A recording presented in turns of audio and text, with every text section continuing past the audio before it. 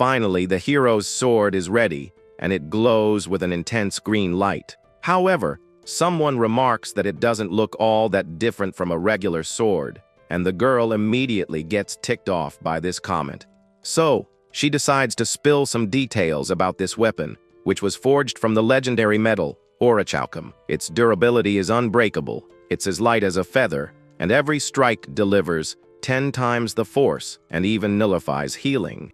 And that's not even half of what it can do, but for now, she's gonna skip the rest, because the person who made this incredible weapon is her childhood friend, a guy named Bill Bark, who gets a huge round of applause from the crowd. Our MC gets all flustered, saying he just hopes his skills can help bring about world peace. The hero, however, is completely amazed by the boy and showers him with praise. He says that not even the royal blacksmiths can work with orichalcum, and wonders if he can truly handle something so powerful. Our boy then says that no matter how good the weapon is, if the wielder can't use its power, it's just a piece of scrap metal. With a hand on our MC's shoulder, the hero steps closer to him. He then promises that he will make Bill the greatest blacksmith in the entire continent. Our hero is completely shocked by this unexpected promise, because in that moment, the hero shone with an intense light, like a true chosen one.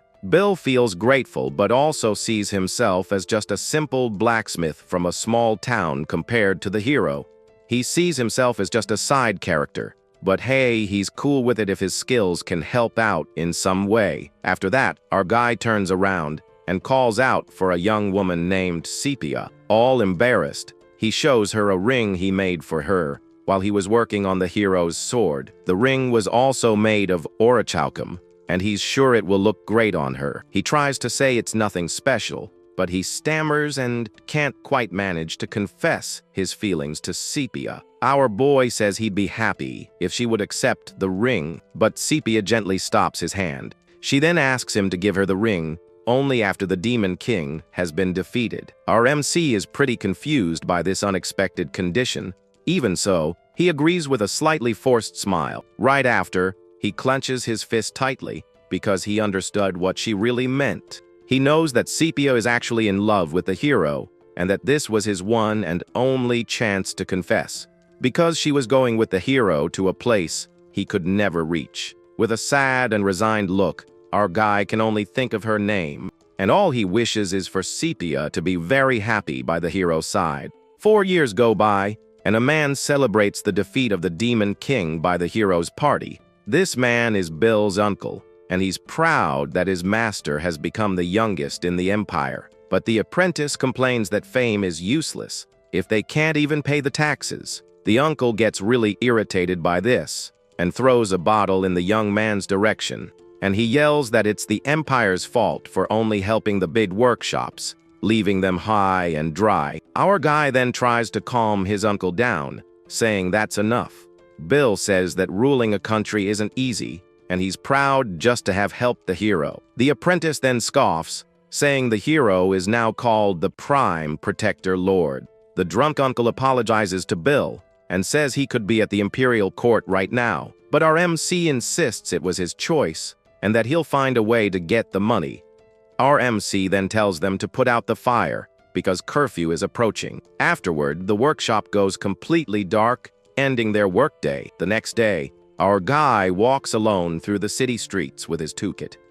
He thinks his new house call service was a good idea as he hears a protest in the background. A crowd of merchants is shouting loudly in the streets, demanding their rights be guaranteed. Not understanding a thing, our MC asks a young man what's going on over there. The guy explains that the empire will now only do business with large guilds, and that's made everyone tense. The crowd continues to protest in front of the guards, and Bill thanks him for the explanation. Our guy thinks they're idiots, cause this isn't going to change the country, and it's not productive at all. He also thinks they should value their lives more, as the rulers can be quite cruel. Finding the whole thing pathetic, our hero decides to leave since it has nothing to do with him. However, as he walks away, he can still hear the crowd's protest shouts. Suddenly, something catches his attention, and he stops, turning to look at the demonstration again. Among the protesters, A man is shouting with all his might for the rights of the merchants. Our MC is shocked to recognize that person as his uncle Phil. His uncle also sees him in the crowd and is surprised by Bill's presence in the middle of the chaos. At that moment, a guard shouts that by order of the Prime Protector, and due to the citizens' disobedience, martial law will be imposed at that very moment, and he raises his fist in anger. Immediately, all the soldiers raise their spears, ready to attack.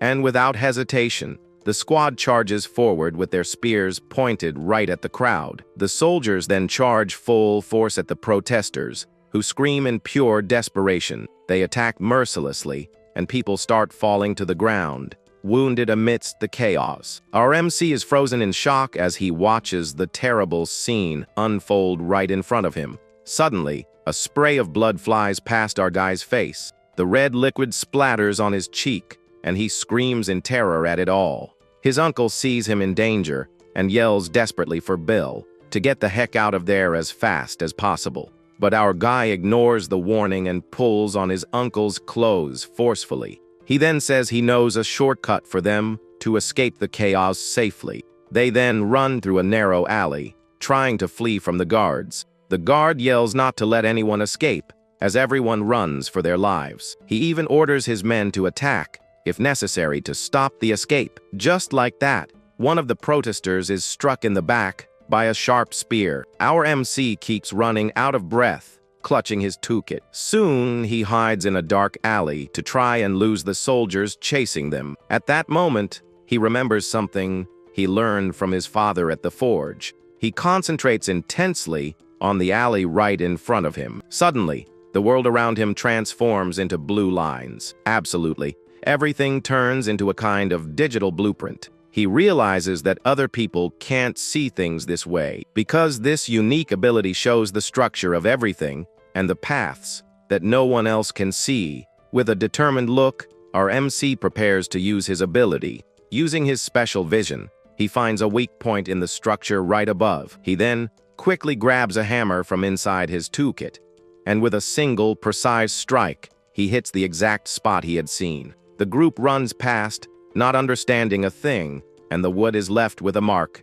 The guards continue their pursuit, and the leader shouts to catch the traitors. Our guy then looks back with an expression that says he has a plan in mind. Soon after, the soldiers get closer and order the rebels to stop immediately. Our hero then begins a very tense countdown, starting from 3. The guard yells furiously that they will all pay for their crimes. Meanwhile, the hole Bill made in the wood starts to show in effect. The wood begins to crack all over, and the countdown continues at 2. The cracks grow rapidly, spreading across the entire wooden structure. Reaching 1, the whole wall starts to give way and collapse, and at 0, the wooden balcony completely collapses right on top of the guards. The soldiers are caught by surprise and are left confused, not understanding what happened. Taking advantage of the distraction, the group manages to escape the pursuit safely. At night, they finally make it back to the workshop, safe and sound. But our MC is in shock, wondering what on earth just happened. He curls up in a corner, and his uncle approaches to apologize to Bill. The uncle tells him not to worry since the forge is pretty remote, and asks him to explain everything. Our guy, still in shock, asks what he wants him to explain about the protest. The uncle confesses that he doesn't know the details either, but the Empire's response was way over the top. He asks if Bill also felt how the state is slowly crushing the weaker ones. Then our MC, with his hands on the ground, begs his uncle to never get involved in activism again. But his uncle questions what will happen to the country if they all stop fighting. Bill yells that the Prime Protector is the one who should worry about the country, not his uncle. He says he's terrified because his parents never came back from the war, and he's lost touch with Scipia. And because he knows that suffering, he works hard so they don't lose the forge. Crying, he asks if the country is more important than family, and what will he do if he loses his uncle too. Moved by his words, the uncle strokes the boy's head and apologizes. He then hugs him and promises that from now on, he won't let him worry about anything else. Then, to the other protesters, he announces that as of that day, he is leaving the movement. The other men agree, since nobody there signed up to put their lives on the line like that. The scene then changes to a blue sky with a few birds flying peacefully. The next day, everyone is sleeping on makeshift mattresses in the workshop. Our MC then starts to wake up slowly, still a bit drowsy. He opens his eyes and seems a little confused by the situation around him. Next to him, his uncle is asleep, and in his sleep, he apologizes to Bill. Our guy is relieved to have convinced his uncle and promises that he will protect him. With a smile on his face, our MC lies back down and thinks that things can finally go back to normal. But this peace is short-lived, as the workshop door is kicked down with a powerful blow. Next, a squad of knights invades the place, and the leader orders them to arrest everyone. Everyone in the forge is arrested for treason, and our guy is in shock with a spear at his neck. Outside, they are tied up, and Bill doesn't understand what's happening. Our hero feels that something is wrong, because if they knew about them, they would have attacked at night. Besides, the location is remote, so it would be impossible to find them by chance. So how did they know? Suddenly, the apprentice Tom seems desperate about the whole situation. He shouts that his master, Bill, never participated in any protest and did nothing wrong. While being held back by the guards, he continues to defend our MC, who is left confused. With a look of horror, Bill stares at Tom and begins to understand the truth behind it all. The apprentice shrinks in fear and stammers as he calls out to his master. Our guy looks at his tied hands and asks why Tom did it. Then he explodes in a fit of rage and despair, screaming and asking why he was betrayed. Tom explains that the guards said they wouldn't take his master, and they also said that Uncle Phil was useless to them anyway. Crying, he says the forge was going to be seized and his uncle just drank all the time, so he had to act. The young man explains there was a reward for reporting those involved in the movement, and, with that money, they could prevent the seizure of the forge and start over without his uncle. Finally, Tom apologizes to his master, who now understands the whole bitter truth. After the betrayal, a trumpet sounds, signaling a complete change of scenery, because now our MC is in a huge throne room, standing before the former hero. The Prime Protector calls him an old comrade, but our guy is trembling with nervousness. Then the hero, now known as Oliver Prime, tells him not to tremble because they're friends. Even with Oliver telling him to make himself at home, our hero is still very uncomfortable. The conversation's tone shifts, and Oliver asks directly if Bill joined the citizens' movement. Our MC panics and denies everything on the spot, saying he's a huge admirer of the hero. Oliver laughs and finds the title of Arrow, nostalgic, commenting that only Bill calls him that now. He then reveals he was just kidding, and already knew of his innocence because of a testimony. Our guy is relieved, and realizes the person who defended him was the other apprentice from the workshop. On top of that, Oliver reveals that he paid off all the forge's debts, leaving Bill completely shocked. He says it's the least he could do for the man who saved humanity. As the court watches on, in the crowd, a man asks the captain who that young man is to be treated with so much respect. The captain then explains about the three great masters of the world, starting with Cyclops from the demon realm. The second master is Vulcanus the Duplicator from the kingdom of Aveline, who is also very famous. And finally, the third is the Golden Hand of the Valteran Empire, known as Midas. The greatest of them all is Midas, who forged the hero's sword, and that legendary blacksmith is none other than Bill Bark himself. The other man doubts it, saying there are over 20 masters in their kingdom alone, but the captain insists that Bill is the best of them all. He's just very modest and doesn't like fame. Hearing all this, our MC finally musters the courage and decides to ask the hero a question.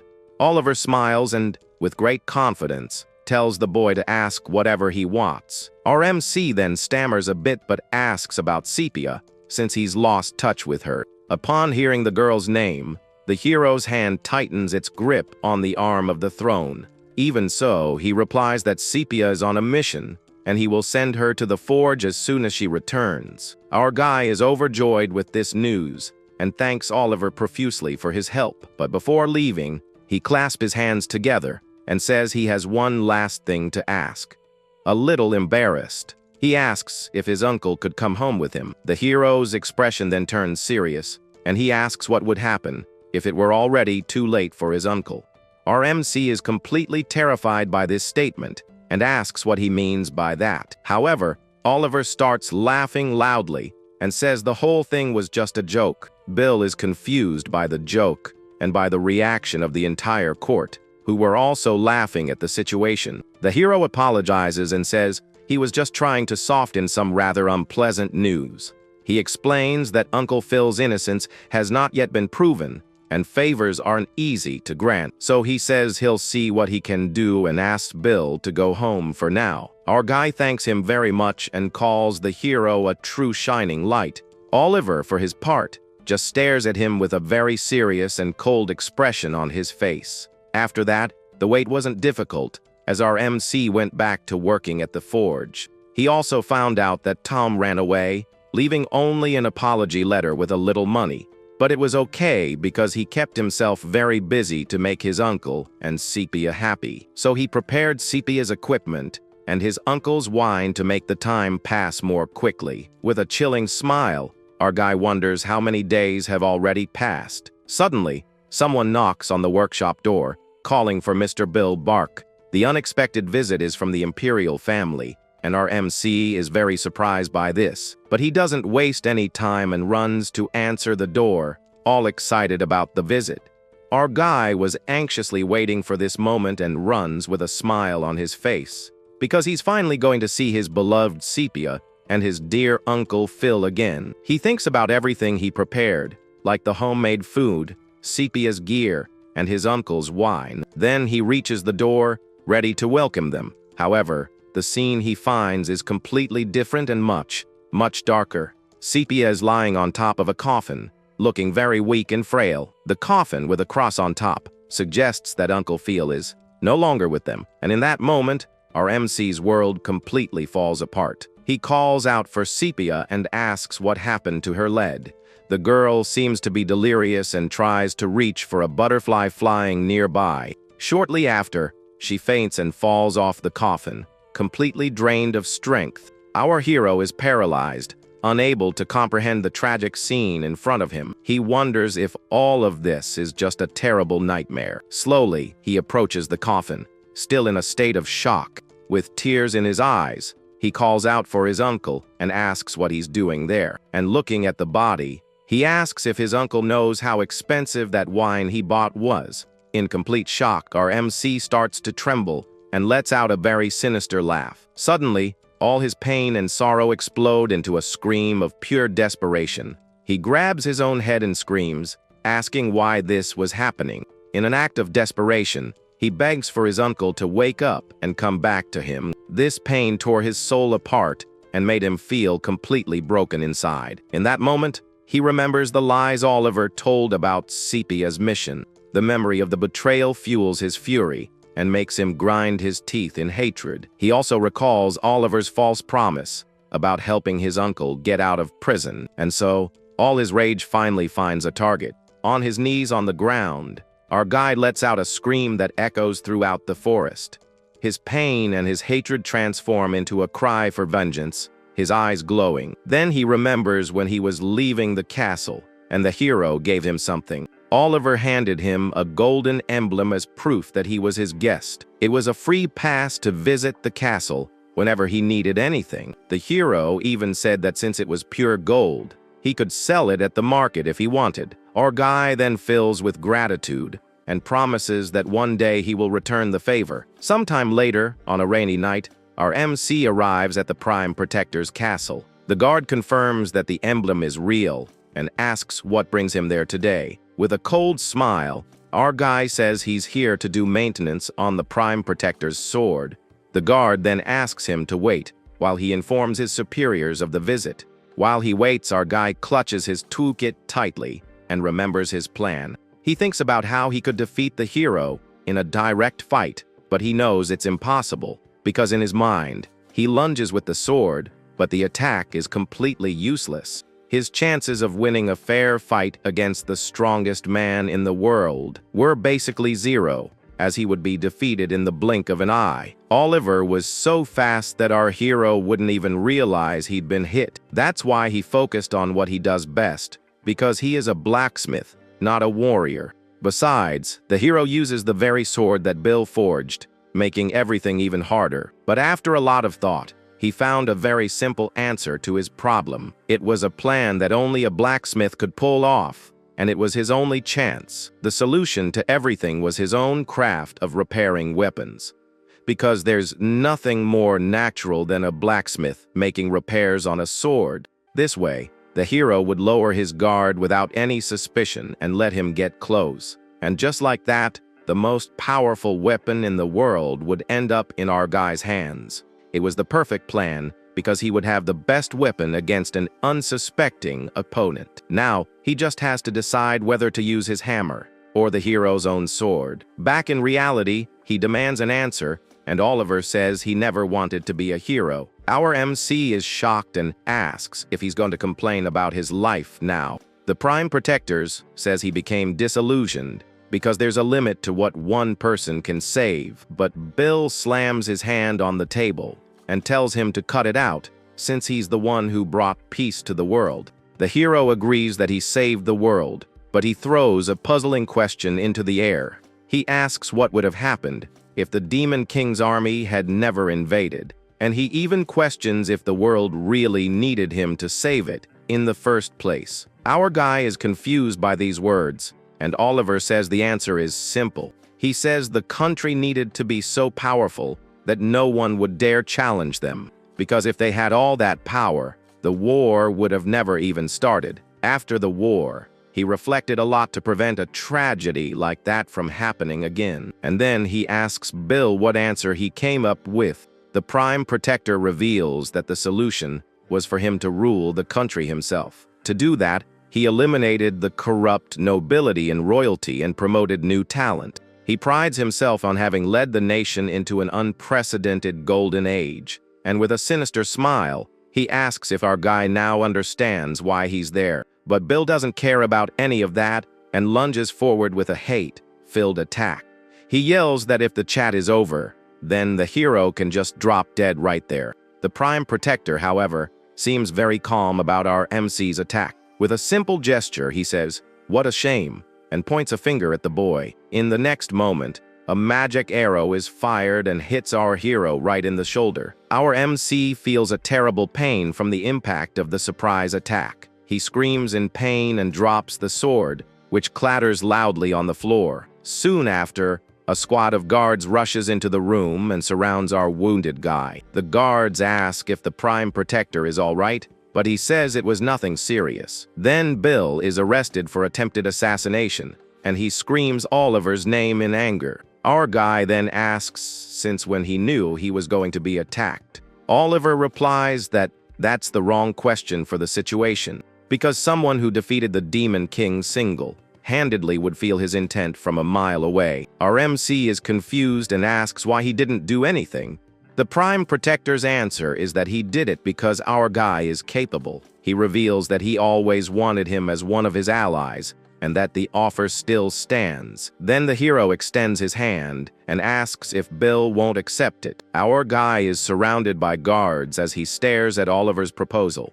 He thinks it's absurd since he just tried to end the guy, but he accepts on one condition. The hero finds it amusing that he's making a counter proposal and agrees to answer. With a serious look, our MC prepares to ask his question. He then asks directly why Sepia ended up like that. Oliver explains that she was very capable and that she faced 200,000 soldiers, and in the last desperate battle, she ended up losing one of her legs. Even with such a grave injury, she didn't despair and kept fighting. Together, they defeated the Demon King, and peace finally returned to the world. But that peace was very short-lived, and soon humanity was at war again. The kingdom's power was too weak, and they had no choice but to send the heroes. He continues, saying that all the heroes went to the front lines, except for Sepia. Then, he talks about the loneliness of being left behind, while all her friends were fighting. And because of that feeling,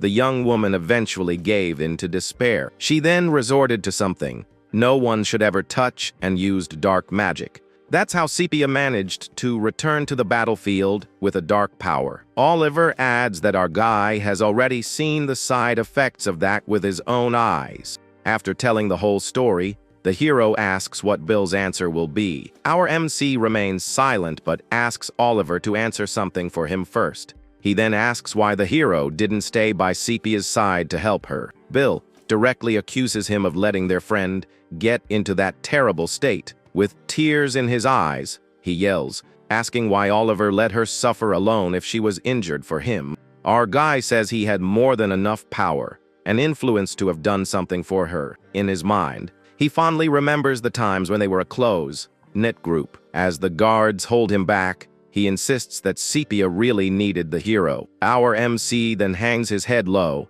waiting for the answer to his question. But Oliver questions if that made Sepia his responsibility, and who Bill was to say that. The hero then throws the blame back on our guy, asking why he didn't go help her himself. He points to the sword on the floor and says Bill just stayed in the workshop, forging a weapon.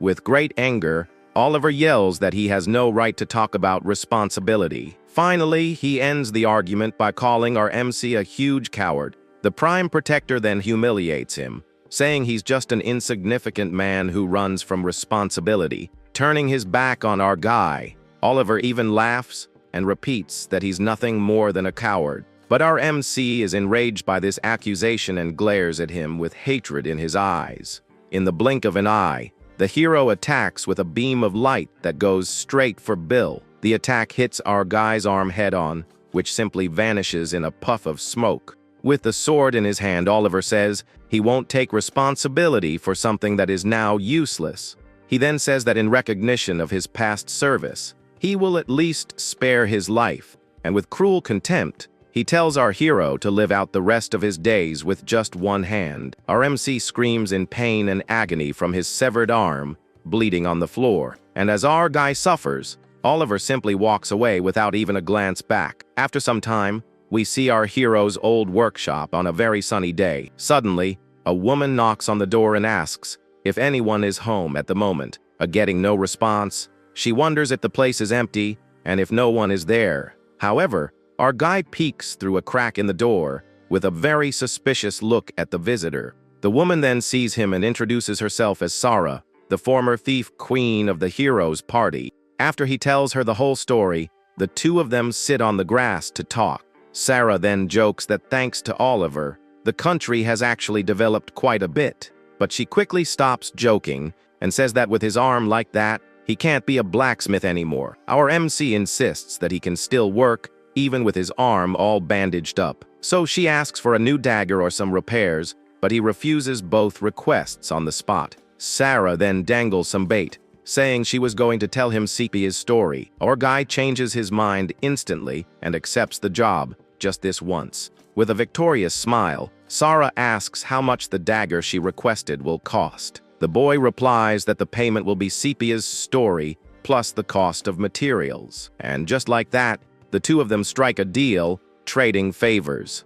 Back in the workshop, our hero gets to work and thinks about how Oliver twisted the facts. He's furious because he always knew the hero was hiding something from him. Sarah then begins to tell the truth about Sepia's leg and the Demon King. She reveals that Sepia was the second fastest in the group after herself, and that the Demon King's strong point wasn't speed, but his destructive power. Suddenly, the ring our guy gave to Sepia appears in the story. Sarah explains that Sepia didn't fail to dodge the attack, she chose not to dodge it. The young woman sacrificed herself and lost her leg to protect the hero from a fatal blow.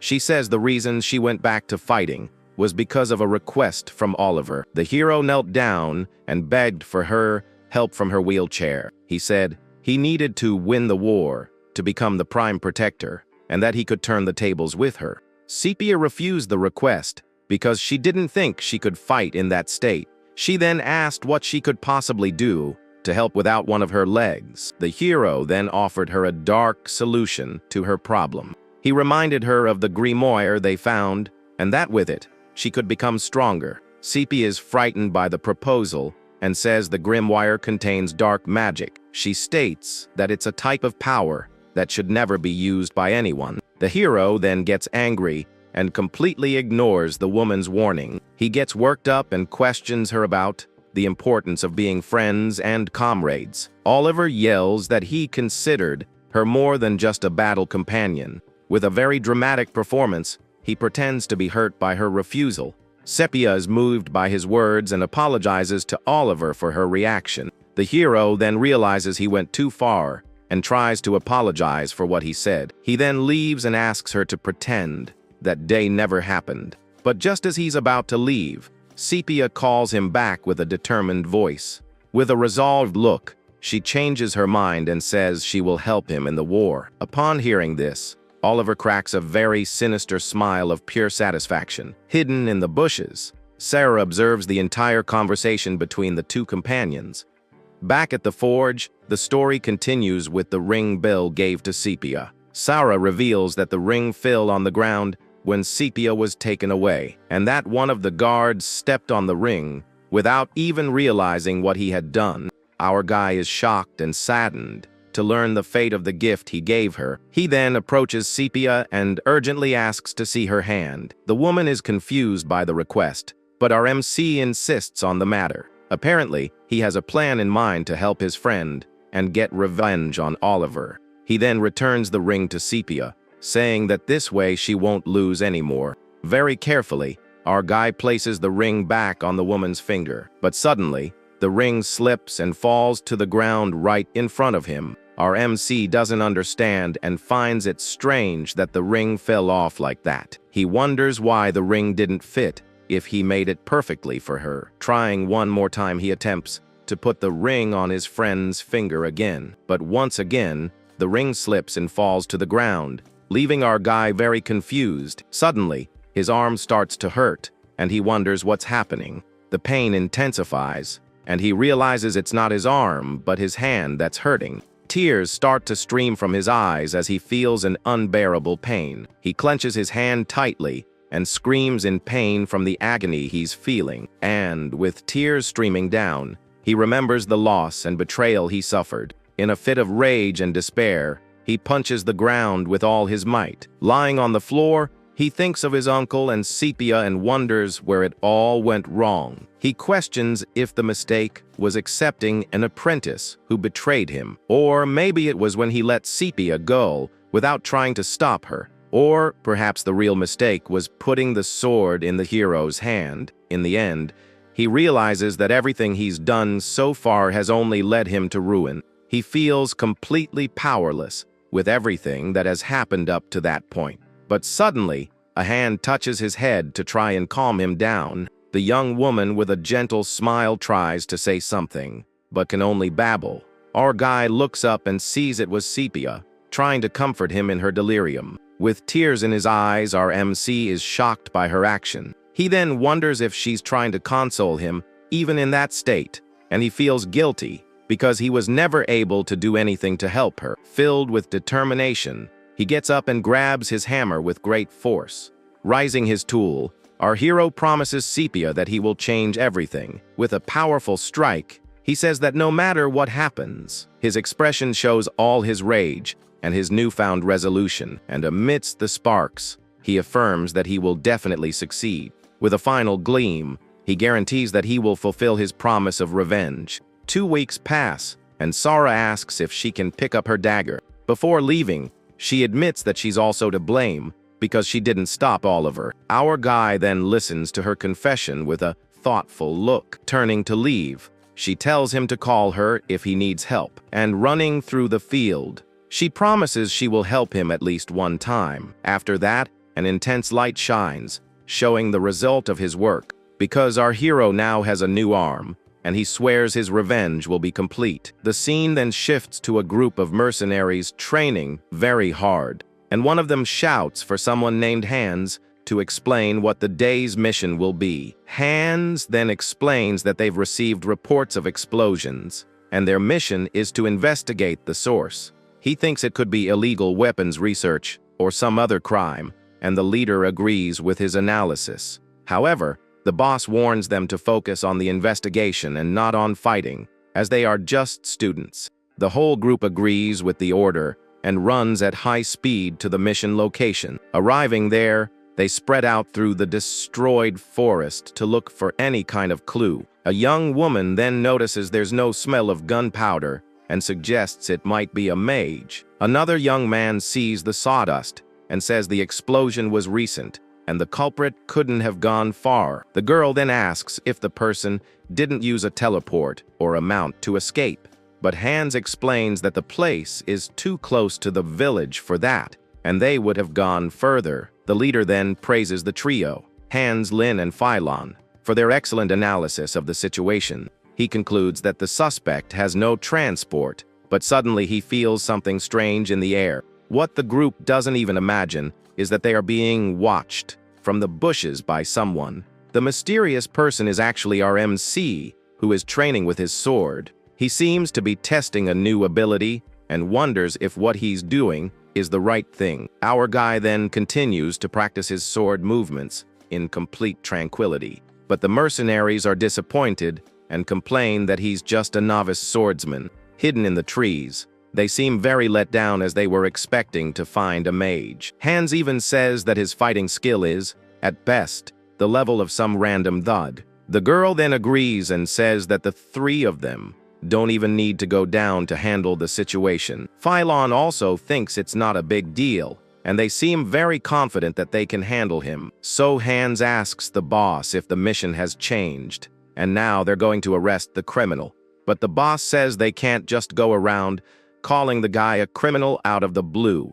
Right after, he pulls out a wanted poster with Bill's face and name on it. The poster says he's a blacksmith and has many special notes about him. The charge is attempting to end the Prime Protector, and the leader is shocked. With this revelation, he shouts loudly, getting the attention of Group A. He then confirms that the man is the criminal Bill Bark and that capture is preferable. Phylon then understands that if capture is preferable, it means he could not survive, and Hans adds that he must be strong enough to have tried to take on the Prime Protector. Lin, for her part, is already preparing for combat with her weapon in hand, and without wasting any time, they decide to attack all three at once, right from the start. The trio then charges full force at our MC, who is completely distracted. Our guy doesn't even stand a chance, and is easily defeated by the group's surprise attack. But Hans is very confused and wonders why Bill is so weak. Lin thinks he's just an informant,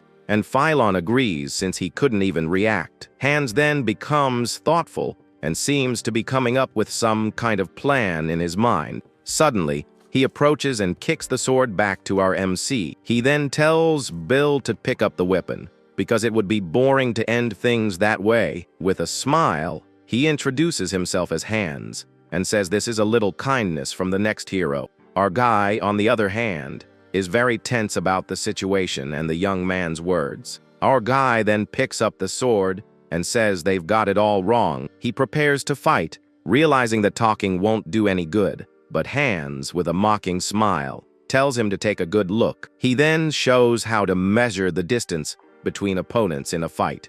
The young man moves with incredible speed around Bill. Hans creates afterimages of himself, leaving our hero very confused by what he sees. Suddenly, he lunges forward with a super, fast and precise attack. The blade grazes past, and our guy can't even see the movement. Hans then says his strike is unbreakable and prepares to attack again. He then delivers another blow that Bill tries unsuccessfully to defend against. With a quick kick, the young man easily unbalances our MC, and right after, he finishes with a powerful and precise attack on the boy.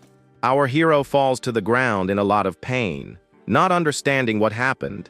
He is then thrown to the ground with a final, very humiliating blow. Hans complains that the fight was very boring and that he's disappointed. He even asks how Bill is going to make up for all the time he wasted. But the group's boss finds the whole situation very strange and suspicious, because their mission was to investigate explosions near the village, not to fight. And from the broken trees and rocks, they were definitely very strong explosions, so they suspected a mage or a bomber. But they only found Bill. On the ground, our MC defends himself and begs them to stop. But Hans doesn't understand and asks what he wants them to stop. Then Hans realizes that if there's no one else, Bill's weapon must be something else. With his hand outstretched, our guy says to just get it over with, and the young man understands that the weapon is not a sword, but a cannon. Suddenly, a blast of red energy shoots out from our guy's hand. The attack came from his prosthetic hand,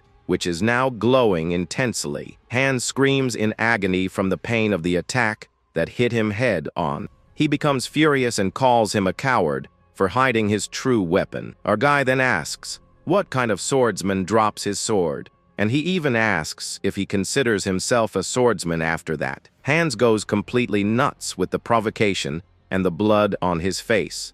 He swears he's going to shut our MC's mouth and finish him. He then charges forward, screaming for Bill to just die already, but our guy manages to block the blow with his new metal arm. Suddenly, the group's boss appears and says that's enough fighting. Hans is surprised by the interruption, but his leader is very serious. He then realizes that our MC's strategy was very good. He had enough power for the target and lured him in close to improve his aim. But at the critical moment, he decided not to finish his opponent. The boss realizes that our guy hesitated because he closed his eyes at the last second. This just proves that he's never ended someone's life before, and he had a chance. The leader then explains that no matter how much they try to defeat you, taking a life is not easy. Phylon tells Hans to shut up, and he says his friend almost got taken out for letting his guard down, but the boss tells him to calm down and take a good look at the situation.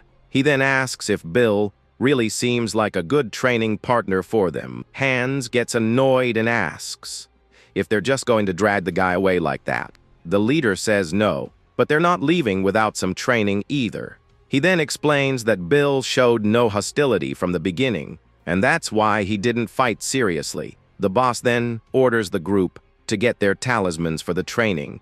Our guy is very confused by the mention of talismans and what they mean. The leader then turns and asks if Bill is familiar with the Hero Academy's curriculum. He reveals that one of the programs is to train students to eliminate evil without hesitation and to get used to the blood and screams. They do it with a live criminal. Suddenly, Phylon remembers that the name Bill Bark seems very familiar from somewhere. He then recalls that the name of their group's assignment was Phil Bark. Our MC freaks out with rage and despair upon hearing his uncle's name. The boss then confirms that the name is correct and they have a family connection. He then realizes that Bill's resolve isn't there yet and he's still suffering. Our guy then gets up, still in a lot of pain and with his hand on his chest. Finally, our guy understands everything and clutches his head tightly. He realizes that taking down Oliver means erasing everything he created, and that includes the Hero Academy and all its students. With a sinister smile and tears in his eyes, he swears to erase every last piece. He then asks them to wait and gets the attention of the whole group. He says they need a real training target and offers himself. Our guy says his profession is a blacksmith and that they're not going to train like this. The leader is confused and asks what he's trying to say, and with a determined look, our MC says just one word: time. He then asks for time to arm himself and promises to do his best to fight. Hans scoffs and says he's just trying to buy time to escape. Suddenly, our MC looks at him and asks if he's being serious. Hans then notices a glowing object in his pocket and gets confused. He then remembers what happened and is shocked by the revelation, because with a very chilling smile, he realizes that Bill wasn't running away. Our hero then clasps his hands, and the leader agrees to his proposal. He then asks how much time our MC will need to prepare. The boy replies that 1 hour is enough, and the boss tells him to go. But before he does, he warns that if Bill is late, he already knows what will happen. He then takes the uncle's talisman and threatens to feed it to the pigs. Hans tosses the talisman's finger and tells the boss that he was right. He then complains that Bill ran away and they lost their chance to train. Lin asks how the boss is going to make up for the extra credit they lost. Bored with the wait, the girl stretches and yawns loudly. Suddenly, something falls from the sky and catches the whole group's attention. The girl catches the object in mid-air and is very surprised by what she sees. An explosion occurs, and the talisman she was holding shatters into pieces. The force of the attack completely injures her hand.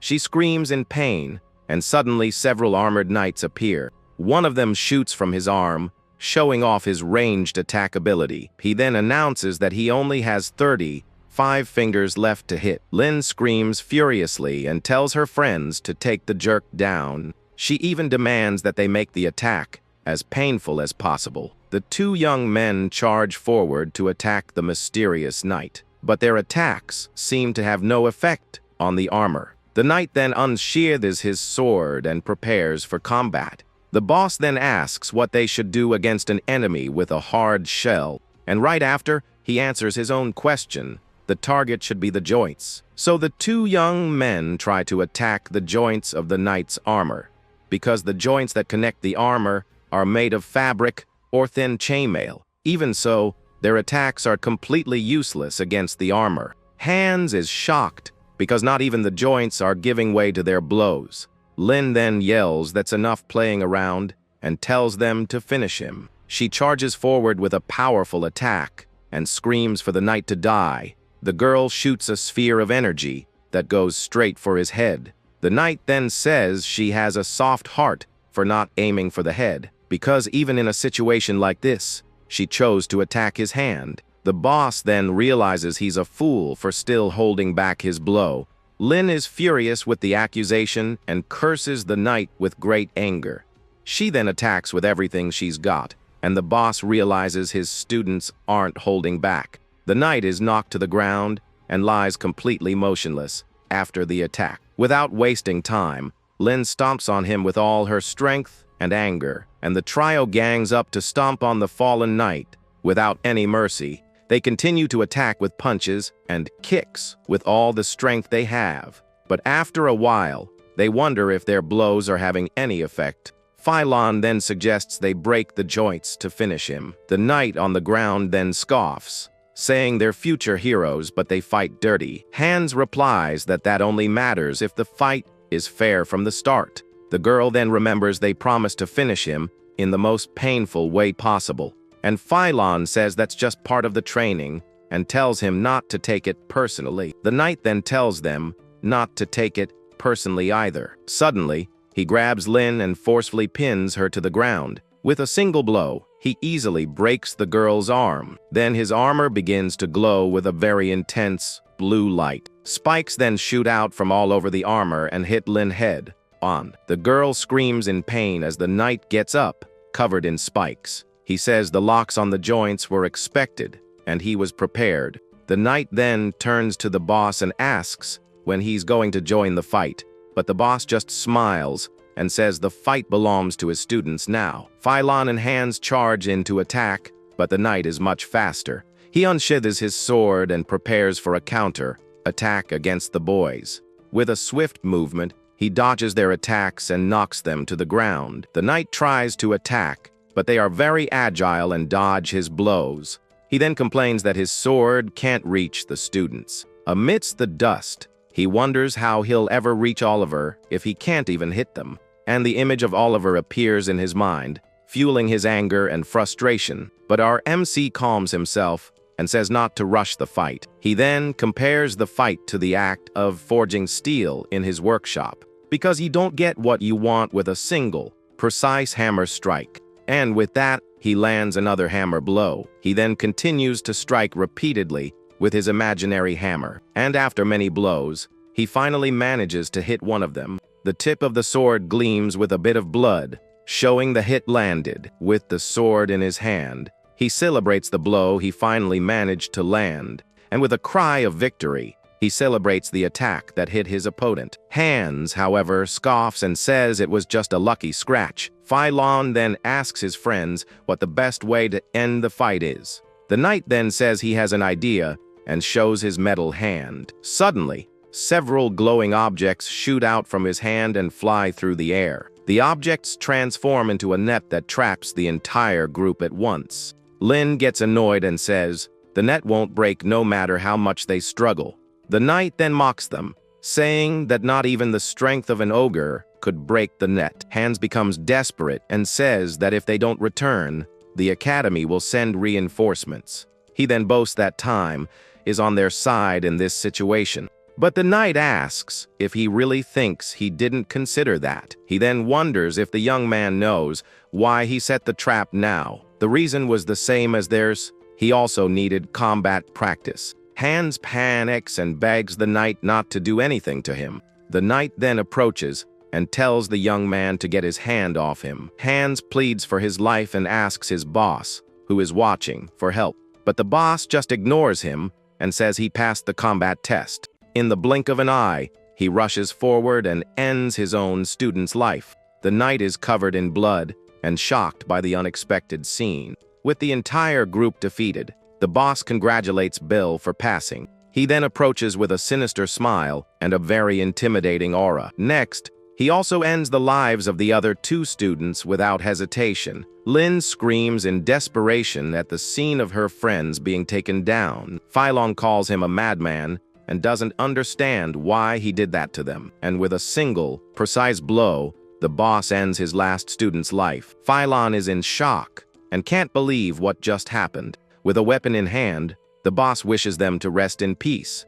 And he even says he hopes they are reborn in a world with better adults. Our MC is on high alert and prepares for what might come next.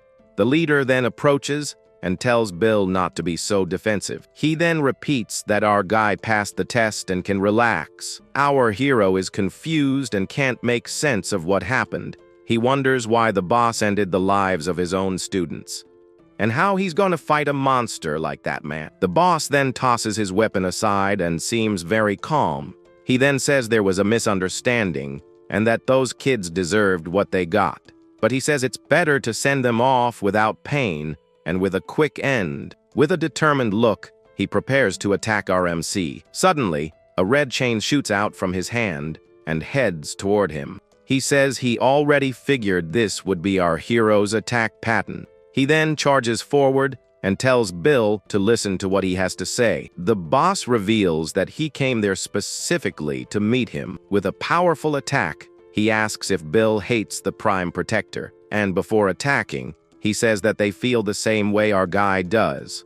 The boss then suggests they talk to resolve the situation. He seems to be trying to form an alliance with our MC, but our hero doesn't seem to be listening and remains in an attack stance. He then realizes he can't do anything and prepares for the worst. He then says that Bill brought this on himself and attacks him. The blow is so strong that our MC's helmet shatters. Our guy then screams in shock and pain from the unexpected attack. Suddenly, he wakes up in a room and seems very startled by the situation. He wonders if he's alive and touches his own face to make sure. Not understanding anything, he asks where he is and what happened to his armor. He remembers that he needs to check the North Passage the next day, and with a pen in hand, he seems to be writing something important. He then opens the door and notices that the wind has changed direction. With a small knife in hand, he realizes this could be very dangerous, so he peeks through the door and sees several people gathered in a hall. They seem to be arguing about a missing storage key.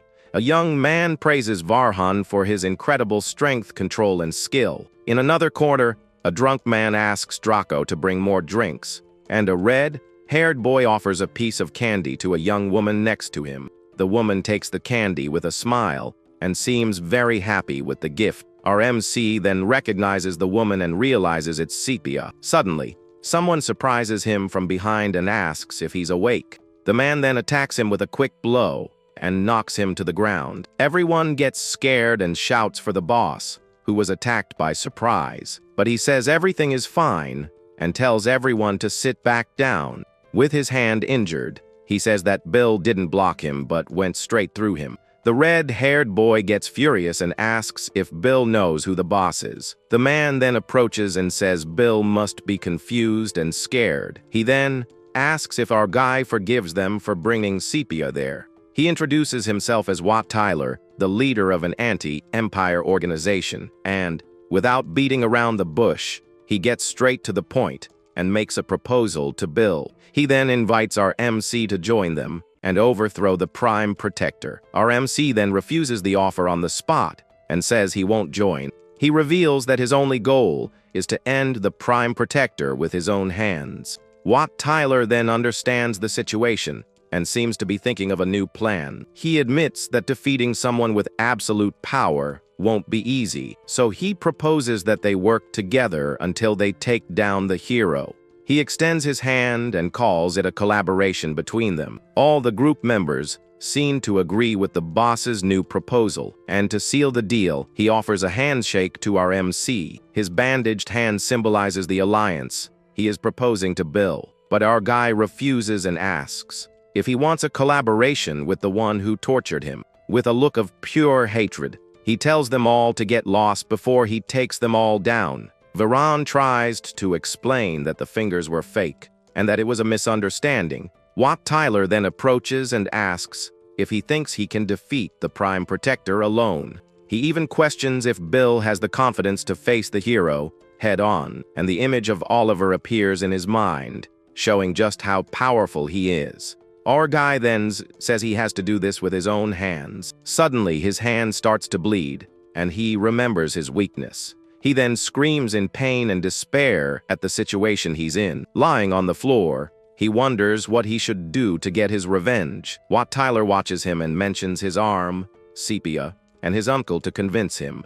A young man then says that's enough, and that the boss has made his point. He approaches and says it's a pleasure to meet Bill in person. Our guy is surprised because the young man's fingers are intact. He then introduces himself as Edric and suggests that Bill hear the rest of the proposal. The scene then shifts to a group of prisoners in a combat arena. They are ordered to pick up their weapons to fight for their freedom. A man announces that whoever defeats the Count in combat will be set free.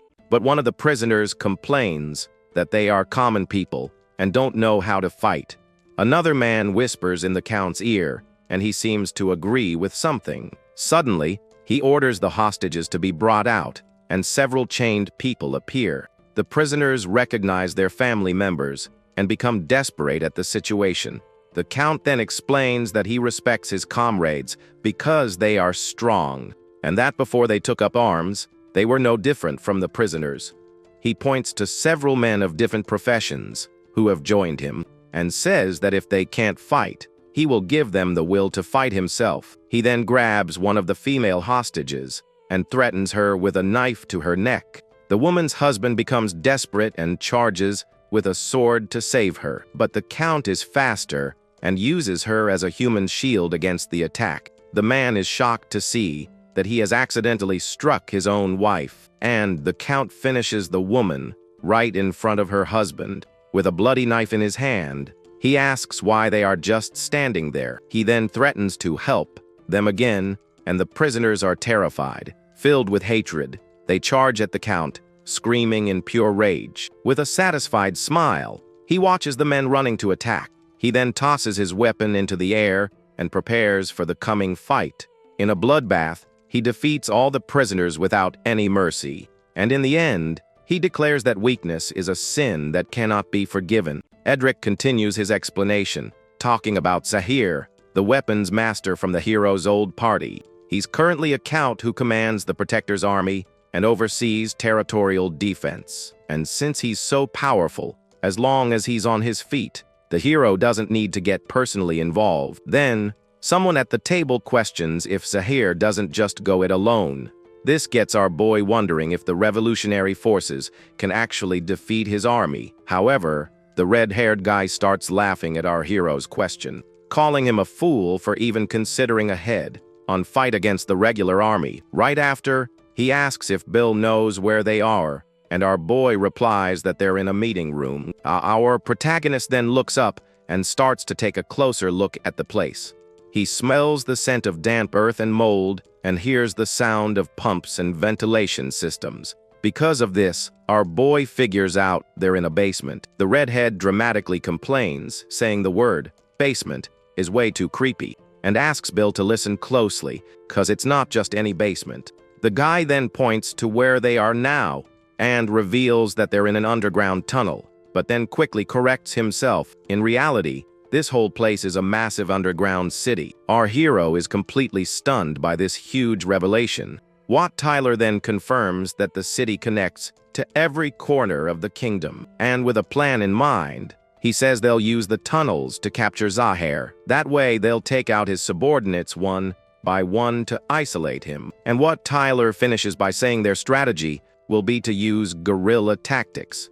After that, the scene shifts to a training ground with lots of people working out. There's our boy, practicing with a wooden sword on a dummy. With all his might, he lands a pretty powerful blow on the target, but the effort leaves him exhausted and sweating buckets. Even so, our protagonist gears up for another attack, and once again, he hits the dummy with a strong strike. The impact is so great that he can't hold on to the sword. Because of that, the wooden weapon goes flying and clatters to the ground. Watching all of this, the big guy, Varan, comments that Bill has zero talent.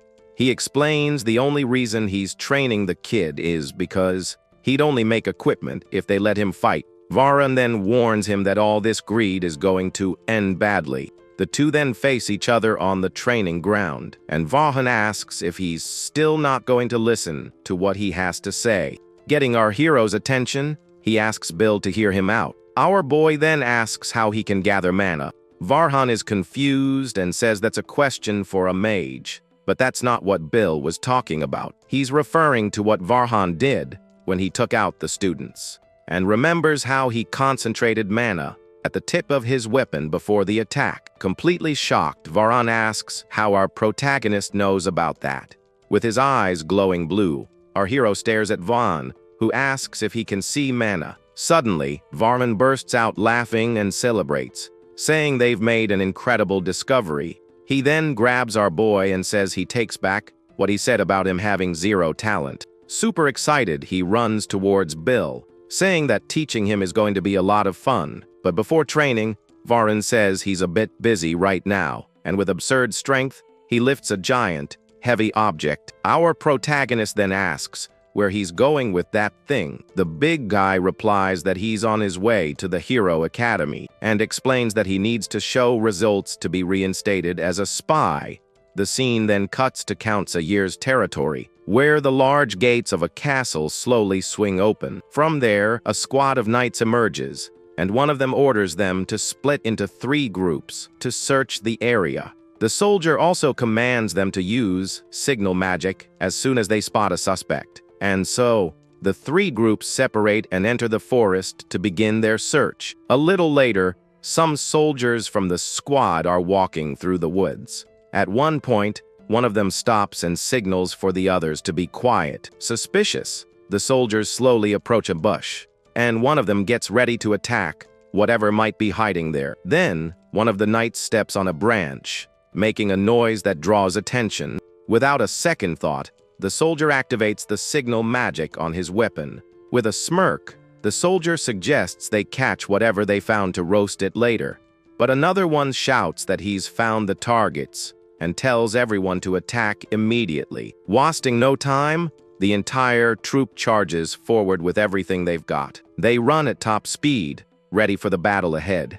The squad keeps advancing without a moment's hesitation. However, one of the soldiers is completely confused by the situation, because when he looks ahead, there's no one left on the field. The troop then realizes they've fallen into a trap in a large pit, and before they can react, one of them senses the danger far too late. Suddenly, the ground gives way, and all the soldiers fall, screaming in despair. From the shadows, the red-haired guy appears, pleased with the plan's outcome. His name is Draco, and alongside Mog, he celebrates that one squad has been wiped out. Meanwhile, the other group of soldiers is also lost, not knowing what to do. Suddenly, one of them is dragged into the darkness, with no chance to fight back. One by one, the soldiers are caught off guard by the mysterious threat. Desperate, the troop leader tries to use signal magic to call for help, but his call for aid is cut short by a swift and precise attack.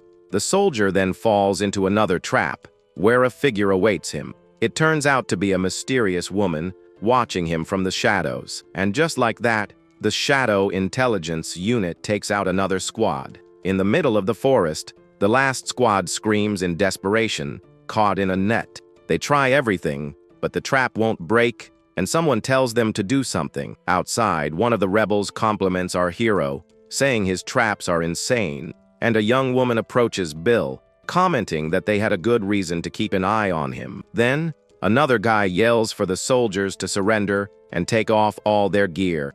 Our boy is a little confused by his comrade's attitude, because the guy insists they shouldn't just stand there inside the net. And he asks if they're really not going to take off the equipment they're wearing. The troop leader then gets angry, and the rebel says he'll have to make an example of him. Seeing this, our protagonist desperately yells for his friend to fall back. Suddenly, a large man appears and attacks the rebel from behind. The guy is hit hard and falls to the ground, completely defeated. Shocked by the scene, our boy and the young woman stare at the enemy.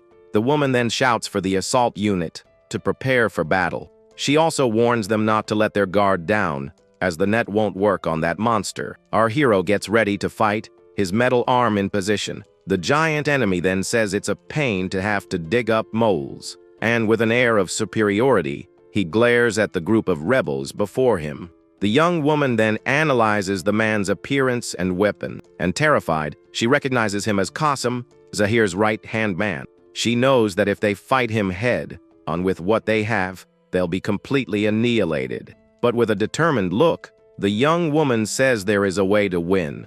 She then orders the group to split up and attack from the flanks, and so the rebels rush to surround the enemy soldiers. One of them then charges a soldier with his sword, while another faces an enemy wielding a heavy weapon. The plan is to distract Qasim's line of sight with the fight, and focus his attention on the attacking troops. In this opening, the woman takes the opportunity to leap high into the air, and she throws an object towards her main target. Pulling something from her hair, she prepares for the final strike. With a glint in her eyes, the young woman yells that now's the time. Far from the fray, Qasim watches the girl's movement in the sky, but he also notices our protagonist getting ready to fire. Our boy then charges his metal arm with an intense light. The scene then cuts to our hero asking a question in the workshop. He wants to know why they don't infuse the explosive rounds with mana. Bhaskar, the captain of the artillery engineers,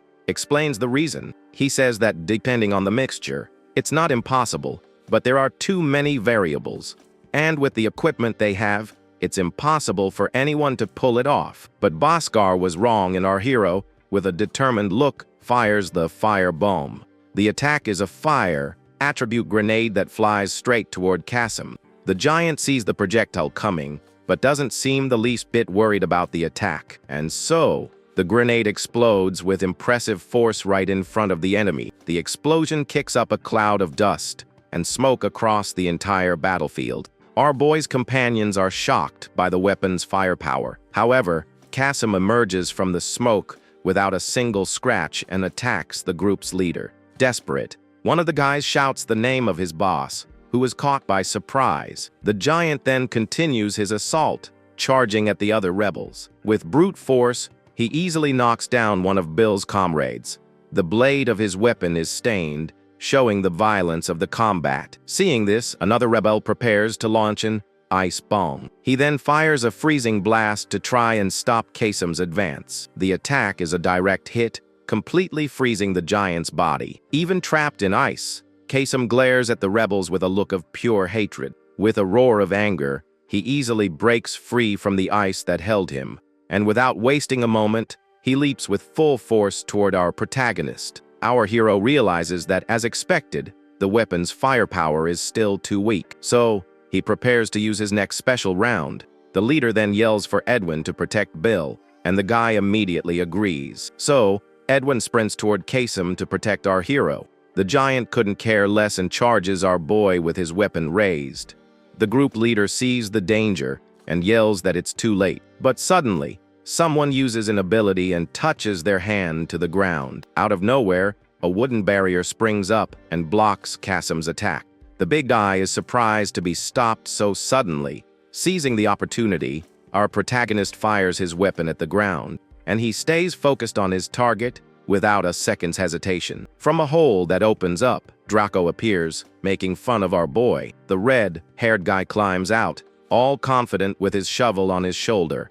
His companions praise his perfect timing, but warn him of the danger. And Draco is shocked to learn that's Kasem, the captain of the Knights. But instead of fear, he bursts out laughing for having caught such a big fish. However, Kasem leaps out of the hole with incredible force. The giant lands in front of Draco, who is stunned by the sight. He wonders what kind of body that is to jump from that deep. And Kasem lands with such a powerful impact that it throws everyone back. With a less than friendly look, he says they've made him angry. Then he threatens to crush their legs and grind all their bones. But our hero isn't intimidated and readies another shot with his weapon. At the last second, Draco appears and saves our hero from an attack. He then scolds him for being a marksman who shoots from so close. But our protagonist says his previous shots worked. He remembers the fire and ice bombs he used against Kasem. Draco has no idea what he's talking about right now, so he tells Bill to leave this to him and goes on the attack. Our hero's pet, Mog, also gets tossed in the process. Our boy then uses a strange ability on the ground. A weird black smoke begins to form a circle around him, and with a determined look, he prepares for what's next. Seeing this, Draco yells for everyone to get away from him as fast as possible. Kasem thinks he's trying to fight him one-on-one, and the giant calls him too young to know his own limits. Draco then says that just one of them is enough to take him down. With his shovel glowing, he prepares for a powerful strike. His eyes glow with intensity as he yells the name of his technique. The ground then opens up into a giant pit that swallows Kasem. The big guy falls with no chance to defend himself and injures his leg. Annoyed by the trick, he says he'll just climb back out. However, the hole closes, trapping him in darkness forever. With a loud boom, the earth seals completely, trapping Kasem in the pit. Shortly after, the dust settles, and the battlefield falls silent. Tired and out of breath, Draco is relieved and celebrates that his plan worked. With a satisfied smile on his face, he turns to leave, and thinks that now he needs to hurry up and get out of there too. However, he turns around and sees that our protagonist hasn't moved an inch. He then yells at Bill, asking why he didn't use the escape tunnel. Draco also warns that the magic earth will disappear soon. Our protagonist calmly replies that he's listening to what he's saying. And with a very serious look, he confirms that what Draco said is true, because the magic earth is already gone, and Draco goes into a full-blown panic. Furious, Kasem climbs out of the hole, vowing to finish them all. Our boy then tells Draco to prepare the escape route with Mog, but Draco insists they need to get out of there as fast as possible. Kasem then fully emerges from the ground, covered in a dark aura. Unfazed, our hero's eyes glow with an intense blue light. Kasem charges forward, yelling that he's going to end his life right there. With his special vision, our hero sees the enemy's entire structure. Then, he finally fires a new attack called the Thunder Bomb. Kasem is caught by surprise by the yellow light that blinds his eyes. With the shot, a powerful bolt of lightning strikes Kasem head-on, sending him flying into a ravine, and the giant is left speechless as he sees a hole in his armor.